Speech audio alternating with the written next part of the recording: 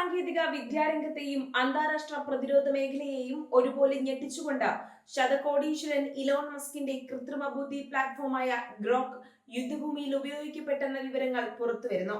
American പ്രതിരോധ ആസ്ഥാനമായ pentagon സമർപ്പിച്ച ചില സുപ്രധാന നിയമരേഖകളാണ് ഈ ഞെട്ടിക്കുന്ന വെളിപ്പെടുത്തലിലേക്ക് വിരൽ ചൂണ്ടുന്നത്. ഇറാനുമേൽ അമേരിക്ക നടത്തിയ അതിശക്തമായ സൈനിക ആക്രമണങ്ങൾക്ക് പിന്നിൽ ഈ സാങ്കേതിക വിദ്യയുടെ സജീവ പങ്കാളിത്തം ഉണ്ടായിരുന്നു എന്നാണ് ഈ ഔദ്യോഗിക രേഖകൾ വ്യക്തമാക്കുന്നത്. ചരിത്രത്തിൽ ആദ്യമായാണ് വാണിജ്യാടിസ്ഥാനത്തിൽ വികസിപ്പിച്ചെടുത്ത ഒരു ജനറേറ്റീവ് AI മോഡൽ മനുഷ്യജീവനെടുക്കുന്ന മാരകമായ സൈനിക നീക്കങ്ങൾക്ക് നേരിട്ട് ഉപയോഗിച്ചു എന്ന് അമേരിക്കൻ സർക്കാർ പരസ്യമായി സമ്മതിക്കുന്നത്. കേവലം ഒരു തർക്ക വിഷയം എന്നതിനപ്പുറം ഭാവിയിലെ യുദ്ധങ്ങളുടെ സ്വഭാവം നിർണ്ണയിക്കുന്നതിൽ സ്വകാര്യ ടെക് കമ്പനികൾക്ക് എത്രത്തോളം സ്വാധീനമുണ്ടെന്ന ഭീതിജനകമായ ചർച്ചകൾക്കാണ് ഇത് തുടക്കമിട്ടിരിക്കുന്നത്. മസ്കിന്റെ ഉടമസ്ഥതയിലുള്ള XAI എന്ന കമ്പനിയുടെ ഡാറ്റാ സെന്റർ പ്രവർത്തനങ്ങളുമായി ബന്ധപ്പെട്ട ഒരു നിയമ പോരാട്ടത്തിനിടയിലാണ് ഈ ആഗോള രഹസ്യം പുറത്തായത്. മിസിസിപ്പിയിലെ XAI ഡാറ്റാ സെന്ററിന്റെ പ്രവർത്തനങ്ങൾ പരിസ്ഥിതി മലിനീകരണ നിയമങ്ങൾ ലംഘിക്കുന്നു എന്ന് ചൂണ്ടിക്കാണിച്ച മനുഷ്യാവകാശ സംഘടനയായ NAACP നൽകിയ കേസിലാണ് US നീതിന്യായ വകുപ്പ് നിർണായക സത്യവാങ്മൂലം സമർപ്പിച്ചത്. ഈ വലിയ ഡേറ്റാ സെന്റർ പൂട്ടിയിടാൻ ഉത്തരവിട്ടാൽ അത് അമേരിക്കയുടെ ദേശീയ സുരക്ഷയെയും സാമ്പത്തിക ഭദ്രതയെയും നേരിട്ട് ബാധിക്കുമെന്നാണ് സർക്കാർ കോടതിയിൽ വാദിച്ചത്. തങ്ങളുടെ ഈ വാദത്തെ ന്യായീകരിക്കാൻ വേണ്ടി മാത്രമാണ് പെന്റഗണിന്റെ സൈനിക നീക്കങ്ങളിൽ ഗ്രോക്കിനുള്ള പങ്കിനെ കുറിച്ച് അവർക്ക് കോടതിയിൽ തുറന്നു പറയേണ്ടി വന്നത്. പെന്റഗണിന്റെ chief digital and artificial intelligence ഓഫീസറായ കാമറോൺ സ്റ്റാൻലി കോടതിയിൽ നൽകിയ സത്യവാങ്മൂലത്തിൽ ഇക്കാര്യം അക്കമിട്ട് നിരത്തുന്നുണ്ട്.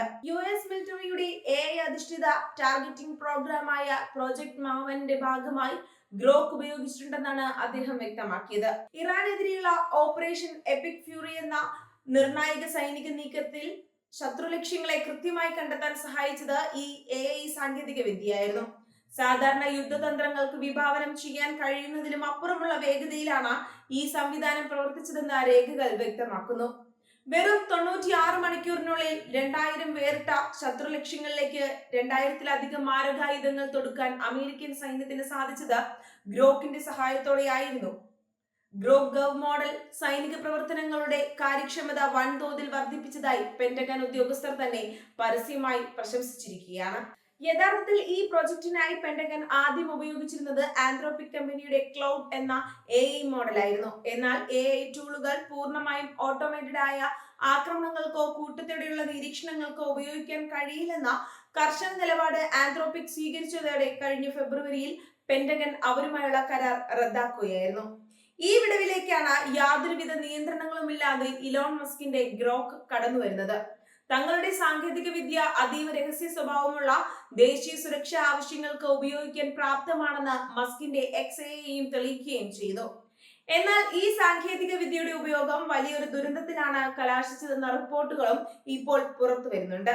യാഹൂ ന്യൂസ് പുറത്തുവിട്ട വിവരങ്ങൾ പ്രകാരം AI ടാർഗറ്റിംഗ് ഉപയോഗിച്ച് അമേരിക്ക നടത്തിയ ആക്രമണത്തിൽ മിനാബിലെ ഒരു പെൺകുട്ടികളുടെ സ്കൂൾ തകരുകയും ഭൂരിഭാഗം കുട്ടികളായ 175-ലധികം നിരപരാധികൾ കൊല്ലപ്പെടുകയും ചെയ്തു.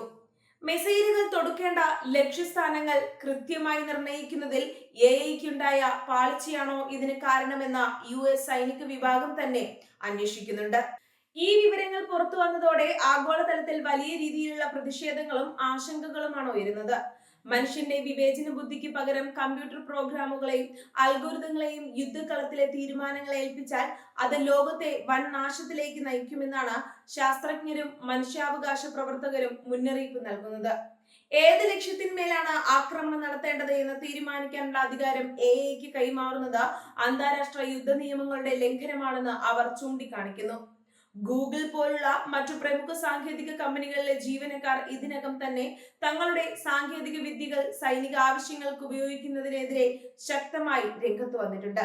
മുൻപ് ഗൂഗിളിലെ 100 കണക്കിന് ജീവനക്കാർ പ്രോജക്ട് മാവനെതിരെ പ്രതിഷേധിച്ചിരുന്നു.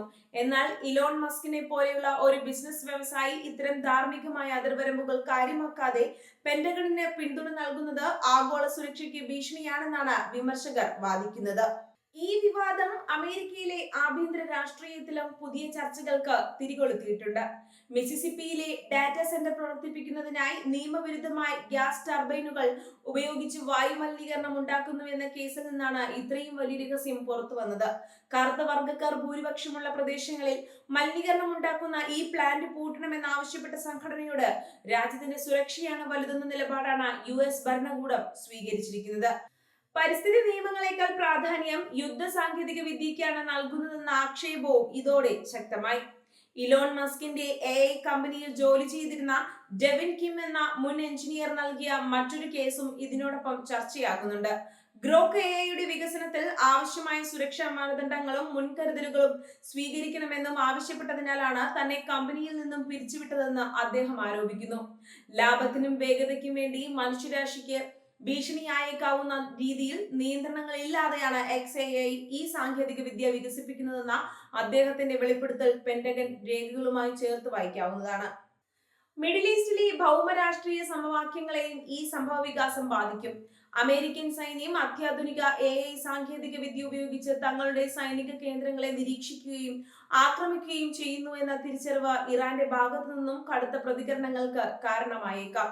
വൻ ശക്തികൾ തമ്മിലുള്ള സൈനിക സന്തുലിതാവസ്ഥയെ ഡിജിറ്റൽ യുദ്ധമുറകൾ വഴി അട്ടിമറിക്കാനാണ് അമേരിക്ക ശ്രമിക്കുന്നതെന്ന് ചൈനയും റഷ്യയും അടക്കമുള്ള രാജ്യങ്ങളും ആരോപിച്ചേക്കാം. ഈ കരാറിലൂടെ ഇലോൺ മസ്ക് എന്ന വ്യക്തിക്ക് അമേരിക്കൻ പ്രതിരോധ മേഖലയിലുണ്ടായ അമിതമായ സ്വാധീനവും ആശങ്കാജനകമാണ്.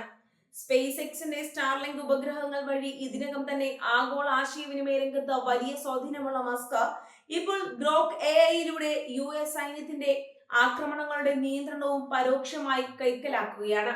ഒരു ജനാധിപത്യ സർക്കാരിന്റെ പ്രതിരോധ തീരുമാനങ്ങൾ ഒരു വ്യക്തിയുടെ ഉടമസ്ഥതയിലുള്ള സ്വകാര്യ കമ്പനിയുടെ സാങ്കേതിക വിദ്യയെ ആശ്രയിച്ചു നിൽക്കുന്നത് വലിയൊരു സുരക്ഷാ വീഴ്ചയായാണ് രാഷ്ട്രീയ നിരീക്ഷകർ കരുതുന്നു.